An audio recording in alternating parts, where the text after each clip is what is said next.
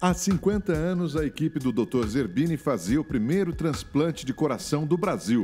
Falamos, ó, tiramos teu coração e pusemos um bom, agora você está com um coração novo. Ah, ele ficava contente, né? Hoje, esse tipo de cirurgia salva centenas de vidas todos os anos. Os médicos, na verdade, falavam para os meus pais que eu não iria sobreviver. E falavam que provavelmente eu não passaria de 1 ano de idade. E aí eu passei. Histórias de superação. Depois de uns 20 minutos conseguiram funcionar uma veia e aí foram colocando os medicamentos e Lorena foi voltando, porque ela já estava praticamente indo embora, né? Olá! Há 50 anos, o coração de um jovem de 28 anos que morreu em um acidente continuou batendo no peito de outra pessoa. Era o primeiro transplante cardíaco do Brasil. O médico Euríclides Zerbini esteve à frente da cirurgia, mas o paciente morreu 28 dias depois. De lá para cá, a técnica para essa operação evoluiu. Só no último ano, foram feitos 380 transplantes de coração no país. Você vai conhecer agora histórias de pessoas que tiveram a vida por um fio e ganharam uma nova chance. Ele é o primeiro órgão a se formar no corpo humano.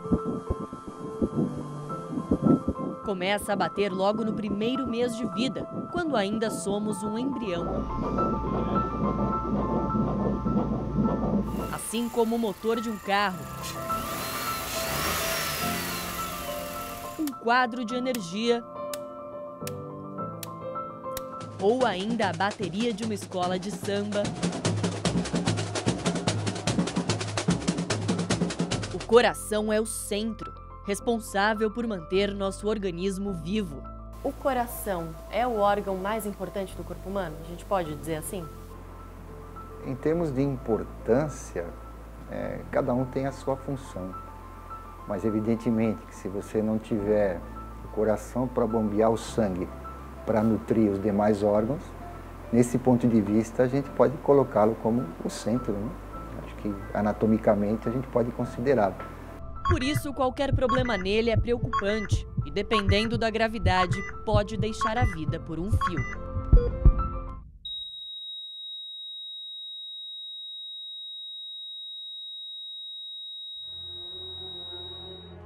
Lorena tem 1 ano e nasceu com miocardiopatia dilatada, uma doença grave e rara que ocorre quando o coração é grande demais e muito fraco. E após o 6º dia de nascida, foi que eu percebi, após a mamada, ela com a respiração mais ofegante. E até então eu percebi que tinha algo errado. Aí levei ela para a emergência mais próxima de nossa residência e quando chegou lá, a médica examinou e tudo e aí pediu um raio-x. Do raio-x, quando saiu o resultado, já foi diagnosticado o coração dela bem grande, principalmente o lado esquerdo. Durante alguns meses, ela foi tratada com medicamentos. Só que Larissa, que é do Maceió, decidiu vir a São Paulo em busca de uma segunda opinião. Aqui, Lorena deu entrada no Instituto do Coração já em estado gravíssimo. A partir daí, a família começava uma dolorosa batalha pela vida.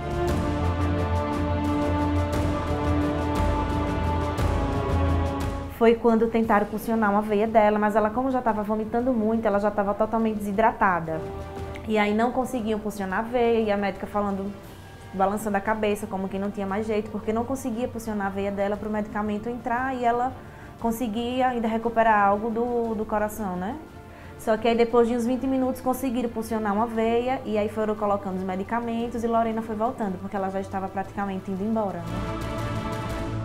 Naquele dia, Larissa descobriu que a filha só tinha 11% do coração funcionando e que apenas um transplante poderia salvar a vida dela. A gente usa o transplante como uma alternativa quando outros tipos de tratamento menos agressivos não funcionaram, não deram tão certo.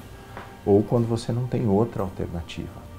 Mas havia um agravante. Lorena estava fraca demais para suportar a espera do órgão. E então, os médicos precisaram agir.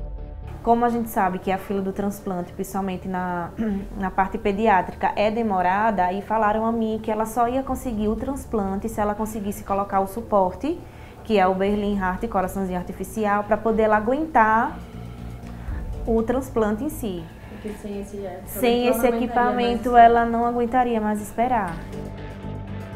No No dia 5 de dezembro, quase um mês desde a chegada a São Paulo, a bebê se tornou a primeira paciente infantil do INCOR a receber 2 corações artificiais. O procedimento inédito foi visto como última esperança e uma nova chance de vida. Era necessário se fazer isso, porque caso contrário, ela não estaria aqui com a gente hoje. Então, é uma situação que é indicada em outros países, tá certo? Como uma terapia de resgate, e para ela foi feito exatamente isso.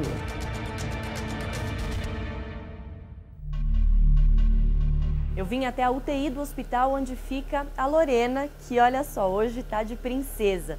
Esta é a sala onde ela fica e a gente vê na parede algumas fotinhos dela, na cama também vários brinquedinhos e aqui à frente está a máquina que mantém a bebê viva. Essa máquina funciona como 2 corações artificiais e ela é ligada por estes canos que chegam até a barriguinha dela. Este primeiro cano aqui funciona como o ventrículo esquerdo, que leva o sangue para todo o corpo. E esse outro é como o ventrículo direito, que leva o sangue até o pulmão.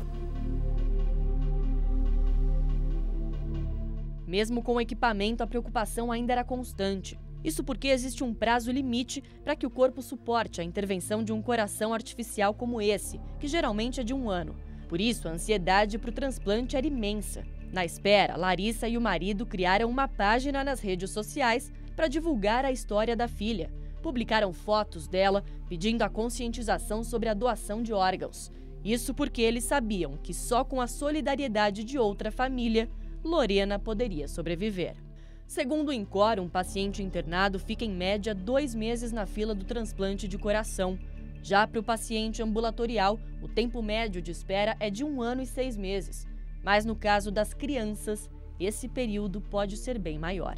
Qual que seria o perfil de um doador compatível com a Lorena? Que fosse um peso até 3 vezes o peso dela, então até 18 quilos, que tivesse o tipo de sangue compatível com o dela. Então há uma série de detalhes para que possa ser compatível, a parte imunológica, de defesa. E tem que ter, o coração tem que estar bom e não pode estar infectado também. Da grande, vamos dizer, quantidade de potenciais e possíveis doadores, infelizmente nós só conseguimos usar uma pequena parcela desses órgãos, por vários motivos. Distância, dificuldade de obtenção, dificuldade de manutenção do doador, são vários motivos. E esse talvez seja o maior desafio. E se conseguir um coração doador já é difícil, imagina 2. Mila é mãe dos gêmeos Enzo e Benjamin, de 1 ano.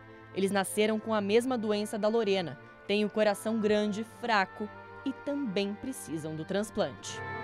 Os 2 ter a mesma cardiopatia, no mesmo grau de severidade, é algo incomum, até entre os médicos da área. Agora, o coração dos 2 está com uma eficiência de apenas 12%. Mas apesar da gravidade, eles seguem a vida aparentemente bem. Que geralmente criança, quando estão nesse quadro, estão na UTI, estão sobre forte medicação, às vezes precisa estar sobre entubado. E eles não, estão conseguindo levar a vida normal. Às vezes a gente brinca assim, mãe, esqueceram de dizer para eles que eles são doentes.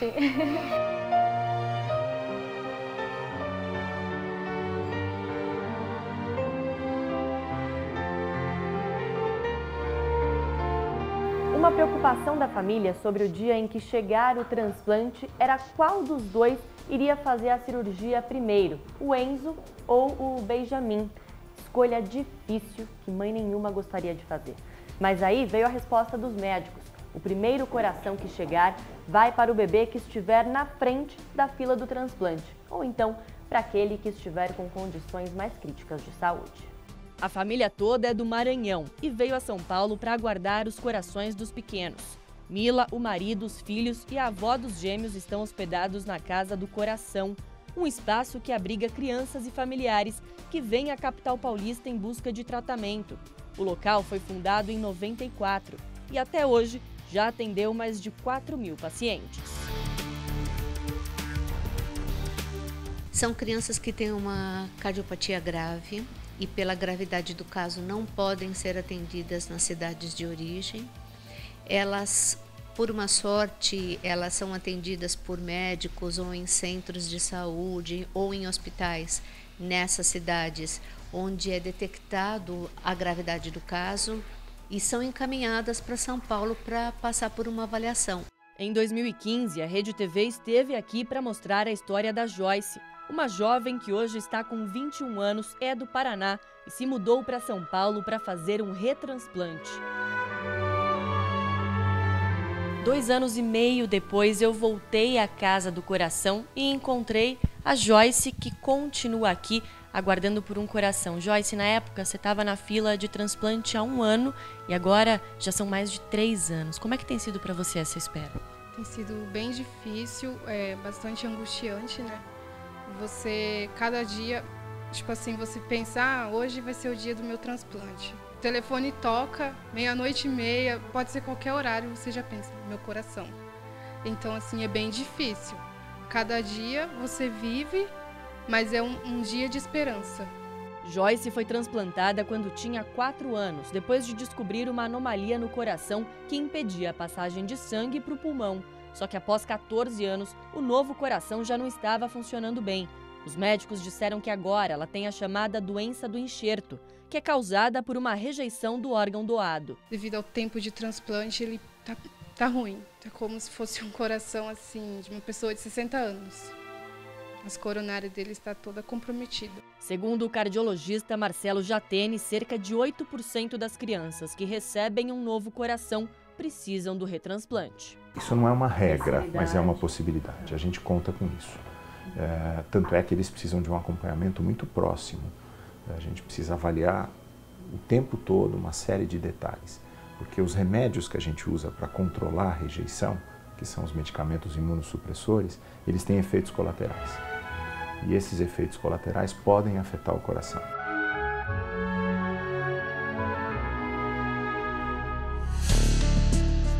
João Pedro é de Montes Claros, Minas Gerais, e esteve hospedado aqui com a mãe em 2012. Aos 9 anos, depois de sofrer uma pneumonia, ele descobriu que iria precisar de um coração novo porque o dele estava atrofiando. Eu tinha miocardiopatia restritiva com hipertensão pulmonar e eu cansava muito. Qualquer exercício que eu fazia, eu me sentia cansado, ou eu tinha crises de hipertensão pulmonar, que eu vomitava sangue, essas coisas, então eu sempre tive que ficar mais quieto na minha, sempre cuidando. Ficar quieto na dele significava não fazer as coisas que os amigos e toda criança da mesma idade faziam. Brincar, andar de bicicleta. Eu tinha muita vontade de andar de bicicleta. Era um dos meus maiores sonhos. E era muito triste, porque ele falava assim, mãe, eu vou morrer. E eu não sabia responder, porque eles falavam, mãe, vamos esperar mais uma semana. Mãe, vamos esperar mais uma semana. E você imagina você dormir e imaginar que no outro dia seu filho pode estar morto. Então é a pior sensação do mundo. A espera durou meses, mas quando finalmente o coração chegou, João Pedro ficou entre a vida e a morte. Teve hipertensão pulmonar grau 9 durante a cirurgia e quase não resistiu. Depois do transplante, precisou ficar 7 meses na UTI. Então foi muito triste mesmo. Mas graças a Deus hoje ele está bem.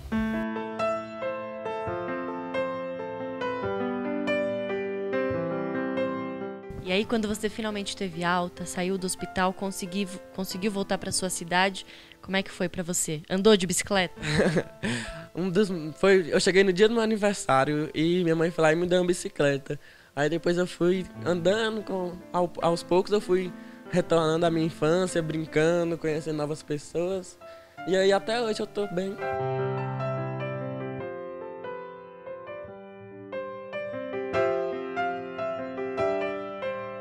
A maioria das crianças tem uma qualidade de vida ótima depois do transplante. Tem que lidar com uma série de detalhes, às vezes pode ter um pouquinho de diferença de crescimento do que seria o ideal, mas são crianças que crescem bem, saudáveis, intelectualmente perfeitas.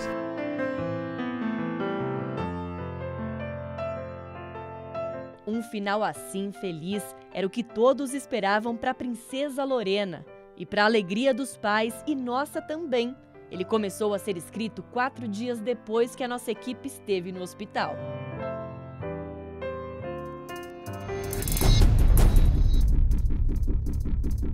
Sábado, 7 de abril de 2018, correria no INCOR. Chegou o tão esperado dia de dar vida nova a Lorena. Tudo vai dar certo, ter esperança e é isso, se apegar muito com Deus. A família foi avisada sobre a chegada de um coração para Lorena durante a madrugada. Ficaram muito felizes com esse potencial órgão e era umas 10 horas da manhã, eles já estavam indo para o centro cirúrgico.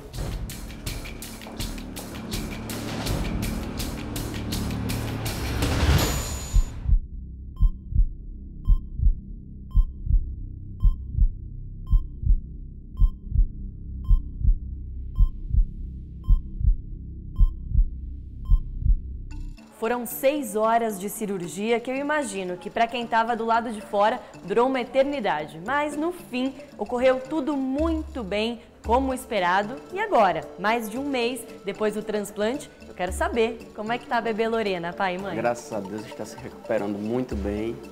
Já fizemos a primeira biópsia, deu 0 de rejeição e estamos partindo para a segunda. Vocês já perceberam melhoras nela?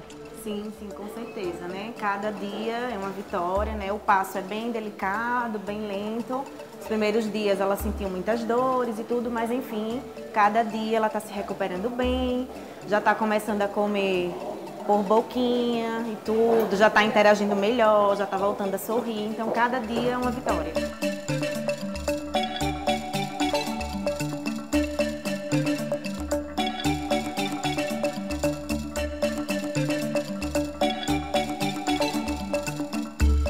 Agora, nesse momento, ela está recuperando a parte do peso para que ela possa poder ter uma vida de fato normal.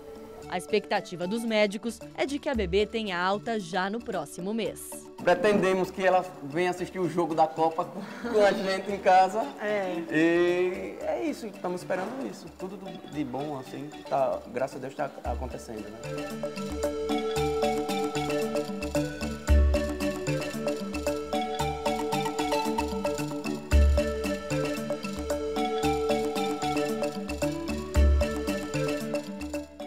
Hoje, o Brasil é o segundo país no mundo em número de transplantes de órgãos, ficando atrás apenas dos Estados Unidos.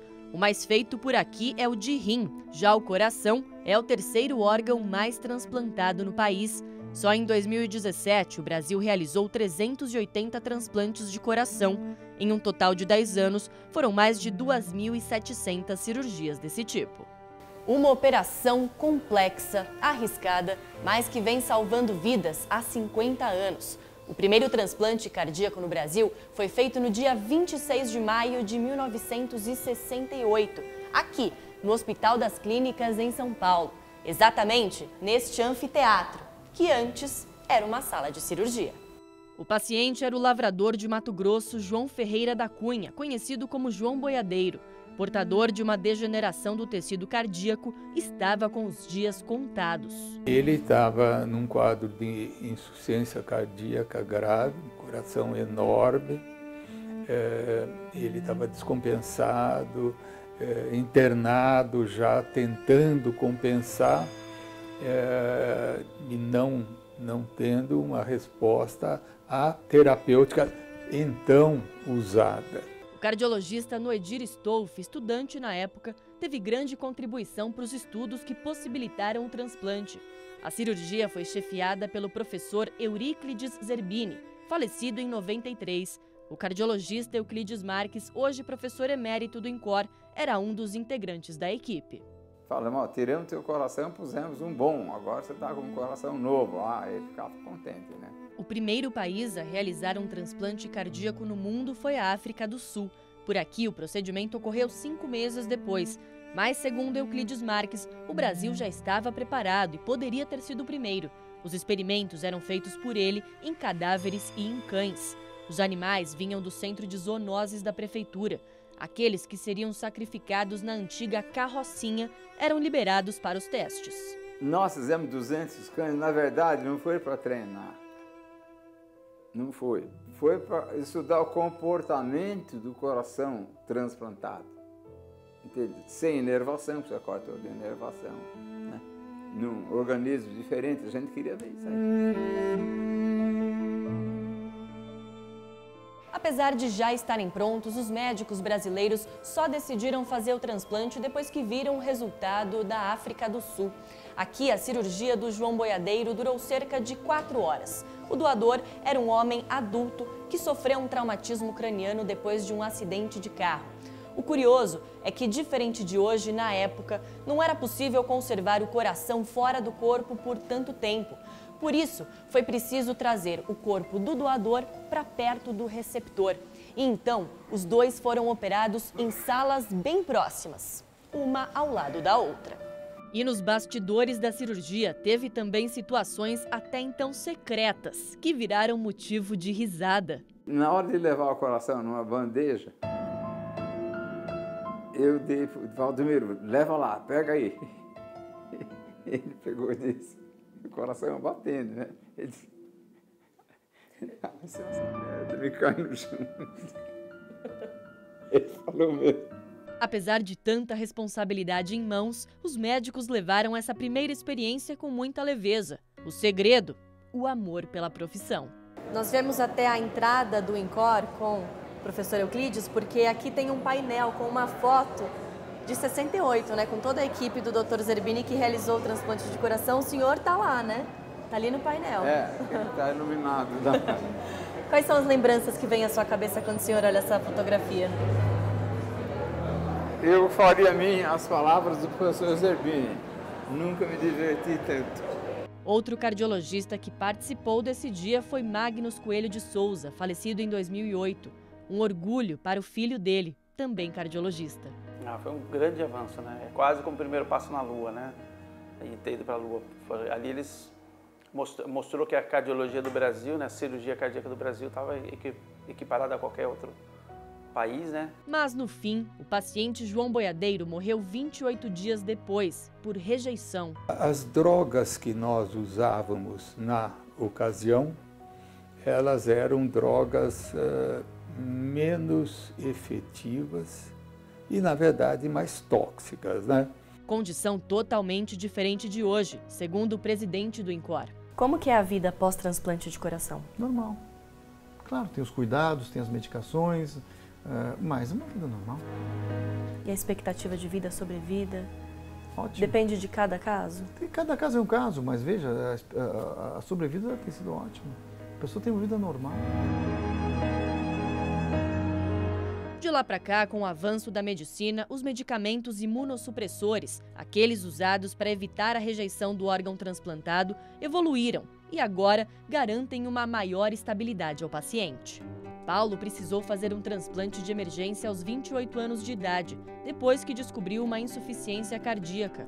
Nós conversamos com ele alguns dias depois da cirurgia e o resultado já era impressionante. O Paulo me disse que antes da cirurgia ele não conseguia sentir o coração dele batendo direito, de tão grande que era. Não sentia, né, Paulo? Agora a gente propôs uma ideia aqui. Ele tá com o estetoscópio na mão e vai ouvir pela primeira vez o coração novo batendo. Vamos tentar. Agora dá pra ouvir ele.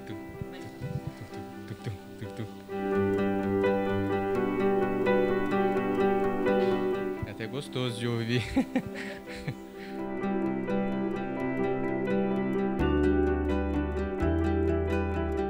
De um paciente recém-transplantado, nós vamos para uma das pacientes mais antigas do INCOR. Dona Lourdes tem 64 anos e fez a cirurgia há 27 anos, em 1991. Passa um filme sempre na minha cabeça. Eu cheguei lá, fui fazer os exames e naquela época era bem diferente de hoje. Aí passou um corpo. Passou uma pessoa, um paciente, na maca no chão. Aí a recepcionista, não sei se ela estava falando a verdade, né? Não sei. Ela comentou, e só que eu estava lá sentada no meio de todo mundo, ninguém sabia que eu era a receptora, né? Aí uma mulher comentou, nossa, aqui trata as pessoas tão esquisito. Ela falou, não, esse aí é um doador. Nós estamos esperando a receptora chegar. E a receptora era eu estava ali sentada. Aí eu fiquei um pouco assustada, né? O medo logo se transformou em alegria, quando Lourdes foi operada e sentiu pela primeira vez o novo coração batendo no peito. Olha, foi muito emocionante. Eu estava um caquinho lá na UTI, né? Toda cheia de aparelhos, cheia de coisa. Quando eu abri o olho, eu vi a minha irmã mais velha que eu. Eu conheci ela pelos olhos, e ela é como uma mãe para mim. A hora que eu olhei, falei, gente, eu estou viva.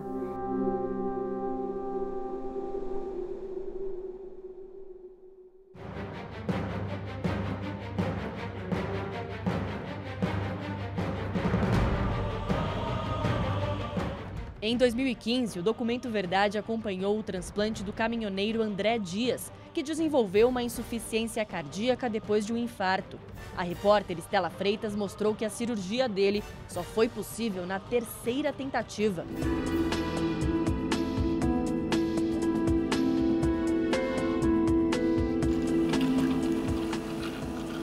Agora a gente está começando a organizar a batida. Aí começou a bater, viu? Percebeu? Começou a bater. Depois do sufoco, o transplante foi um sucesso. E já com um novo coração, André comemorou ainda no hospital os 25 anos de casamento. Renovando os votos? Sim. Que venham mais 25 anos, mais 30, 40 anos. Ele é o amor da minha vida. E você é meu amor.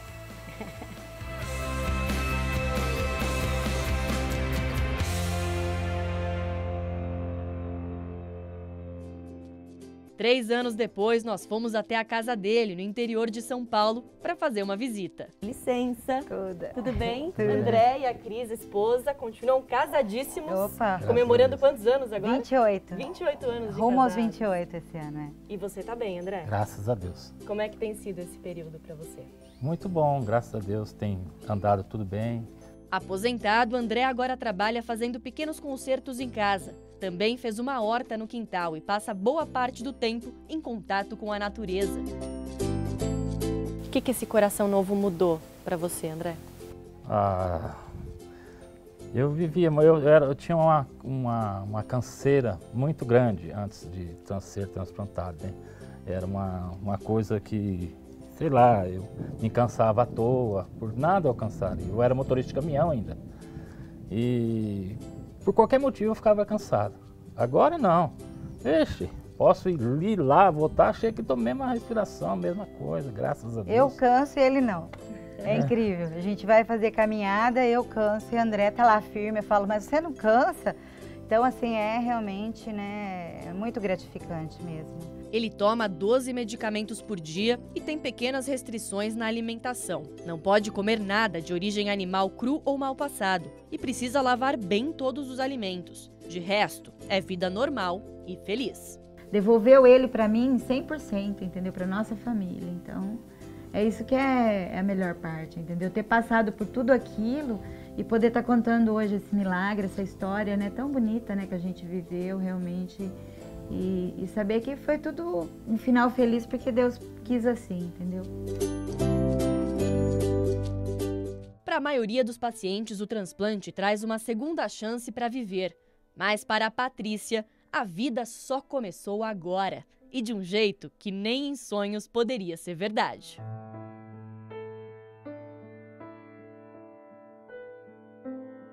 Quem conhece a história da Patrícia nem imagina que 3 anos atrás ela mal conseguia falar ou caminhar. Mas hoje, graças a um novo coração, ela se tornou triatleta e campeã olímpica.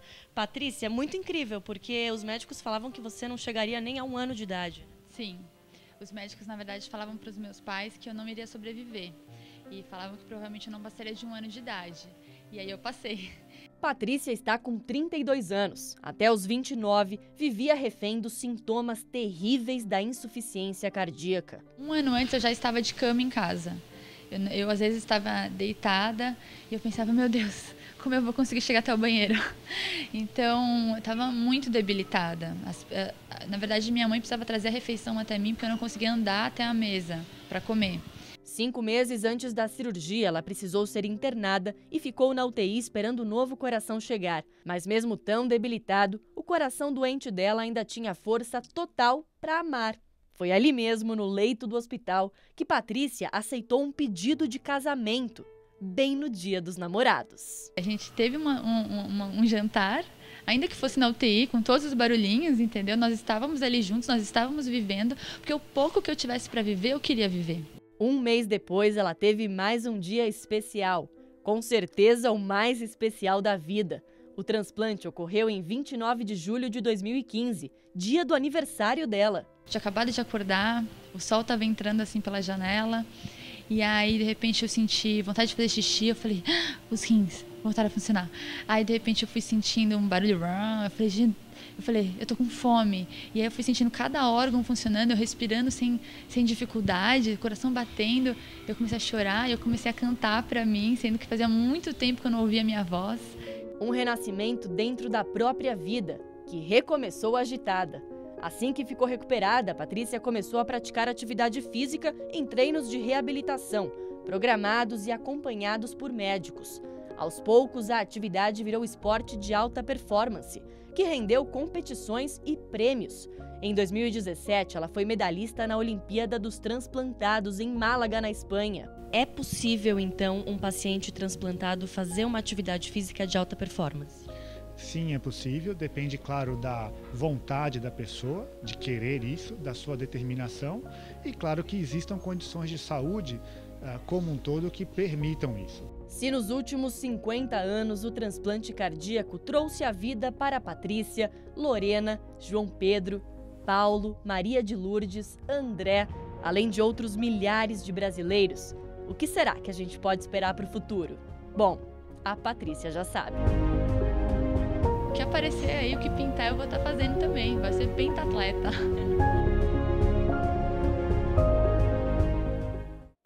O coração é um dos órgãos mais importantes do corpo humano e o cotidiano tem grande influência na saúde dele.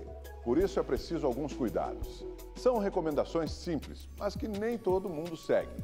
E a prevenção ainda é a palavra-chave para evitar problemas cardíacos.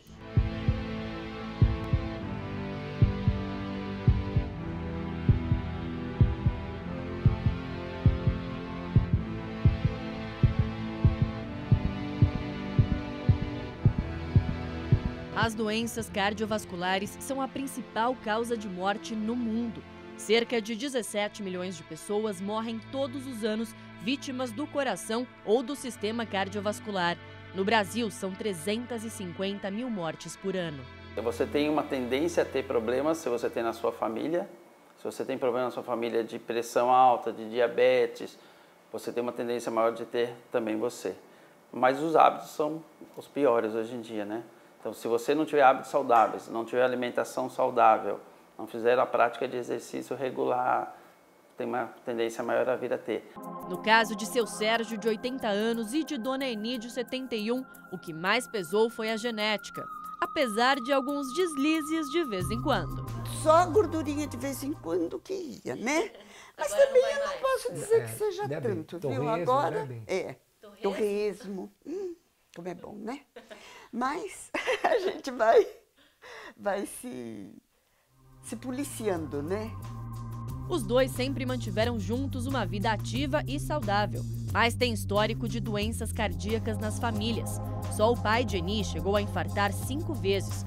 Por isso, mesmo se cuidando, Sérgio infartou em 2002 e teve um AVC. E Eni, há 6 meses, descobriu uma obstrução na aorta.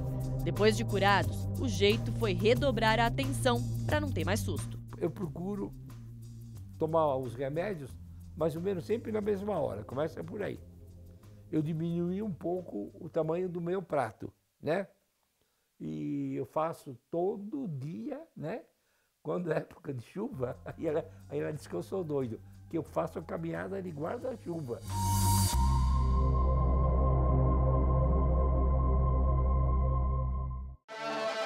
Quando o assunto é a saúde do coração, não tem tempo ruim.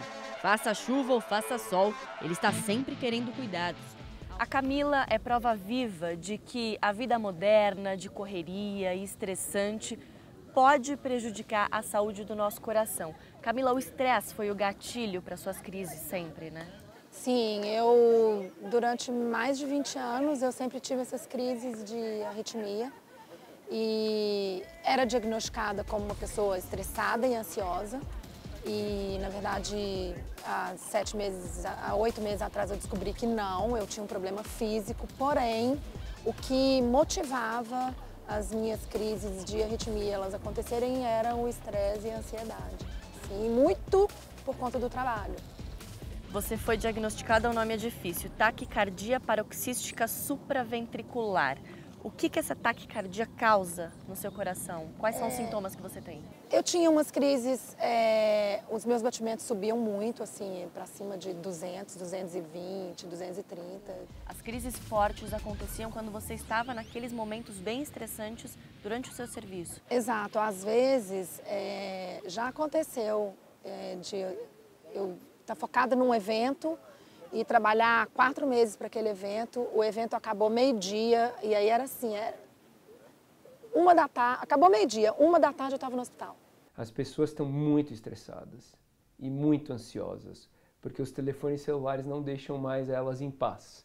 As pessoas estão trocando e-mails de trabalho 00:15, deitado na cama, tá errado.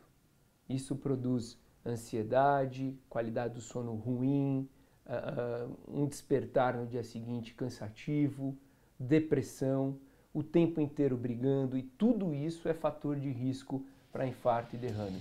No ano passado, Camila passou por um procedimento médico para controlar a arritmia, só que o coração dela queria mais. Então eu tive que buscar, de fato, assim, terapias alternativas, yoga, meditação, acupuntura, homeopatia. Em função da corrida, eu comecei a correr há mais de 10 anos atrás. Faço de tudo para manter mente e corpo saudáveis. Essas questões, esses fatores estressores, por exemplo, aquilo ali a gente leva a uma descarga de adrenalina crônica no organismo, né? E isso leva a uma série de implicações negativas para o coração de uma maneira geral. Eu sou workaholic, eu sempre trabalhei muito. Trabalho muito, mas eu não deixo de vir ao parque, por exemplo. Como que você consegue conciliar? Acordo bem cedo. O coração fica escondido, a gente não enxerga, mas é sempre bom lembrar que ele está aqui e precisa de cuidados para se manter sempre saudável. De que forma? Se alimentar bem, praticar exercícios físicos, fazer consultas médicas regulares e trabalhar a mente. Com essa receitinha básica, o bonitão aqui agradece e vai longe. E com o avanço da tecnologia, pessoas que têm problemas cardíacos podem viver cada vez mais e com qualidade de vida. O Documento Verdade mostra agora a história de Geni, uma mulher que não pôde passar por um transplante e hoje vive com um coração que bate fora do peito.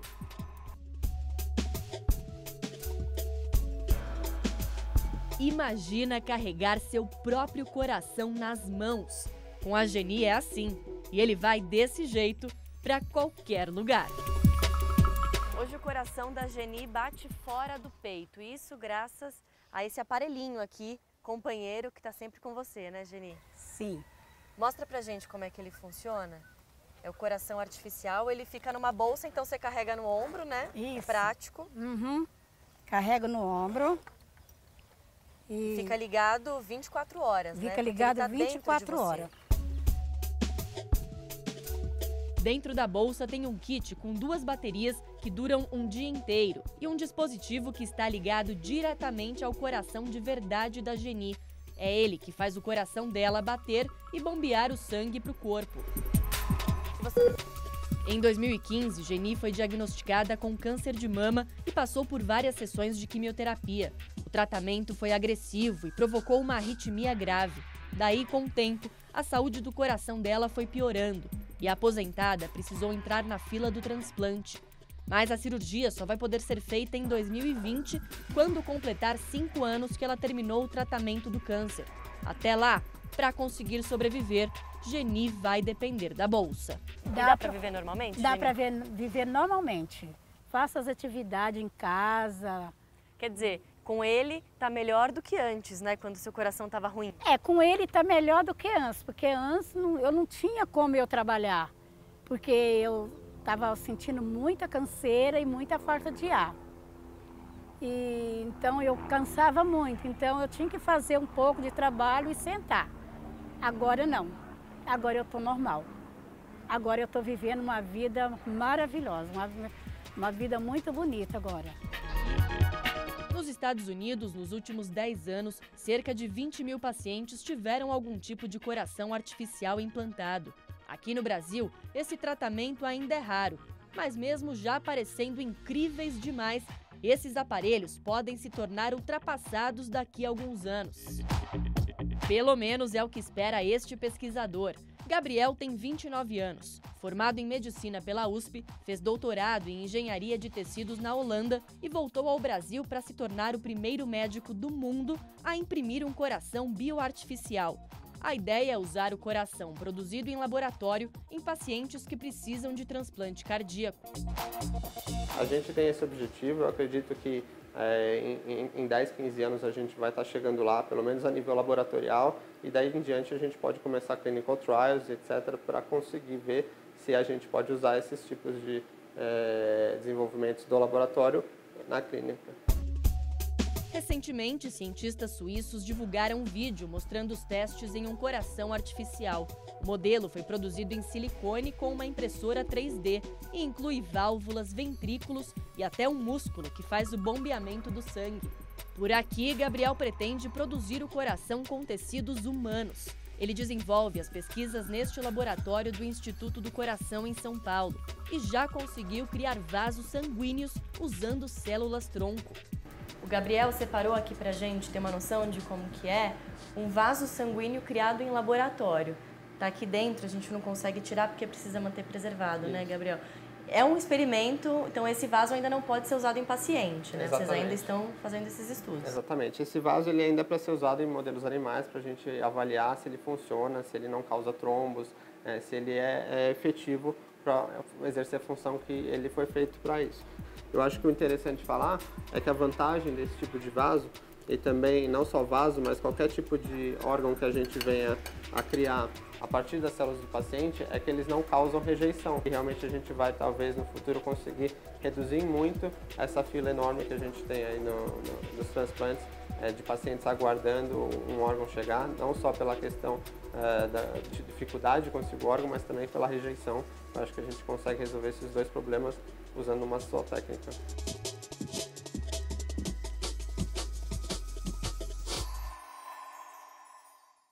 O Documento Verdade fica por aqui. As reportagens que você assistiu neste programa também estão disponíveis no portal da Rede TV. Até mais!